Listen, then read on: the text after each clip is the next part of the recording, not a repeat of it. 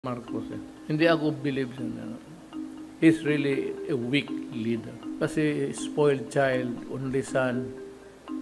Of course, he can talk. Siyempre, malaking bagay dahil pare-pareho naman kami, magkapanig kami. Pero nasa administration side kami pareho. Kaya sana, ayun nga, unity ulit, may pagkaisa natin yung administration side. Also, nga pala, subscribe to the channel, follow my links sa socials on board, Joseph. Kasi nga, tagal-tagal ko nang nag-YouTube pero hindi pa rin ako nakaka-1,000 subscribers. So, I need 50 more subscribers. Balik muna tayo sa rally. Ginamit ni Manang Aimee ang audience na makasapi ng Iglesia ni Cristo, which reached a peak of more than 500,000 na deboto at ibang nakikirally sa kanilang protesta na may temang Rally for Transparency and a Better Democracy. Break it down, yo. Now, this is the church's second rally in the same year kasi nung una nung January.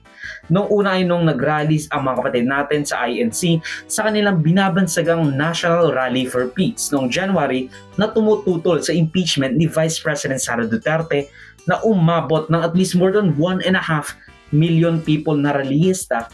Kaya talagang magugulat kayo, that is a show of force unmatched by almost anything.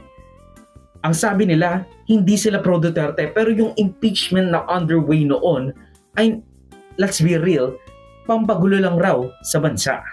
Pero bago nyo sila akusahan na pro Duterte, kudos sa kanila kasi nung mayroong mga pro Duterte na rallyistang gustong pag-resignin si BBM, pinaalis nila. At least in that way, we can argue na ang rally ay hindi explicitly na parte ng mga ugong-ugong sa destabilisasyon kuno ng gobyerno. Gusto naming maging maliwanag sa lahat. Hindi natin hinahangad ang pagbagsak ng ating pamahalaan bilang institusyon. Sana maging maliwanag yan sa lahat. Ang nais natin ay ang pagbagsak ng katiwalian. Pero balik tayo kay Aimee. Unang-una sa lahat, kung alam mo noong pang drug user itong si Bongbong Marcos, bakit mo ba pinush ang kanyang candidacy for presidency? Kung ayaw mo sa adik, or at the very least, ayaw mo ng adik sa presidency.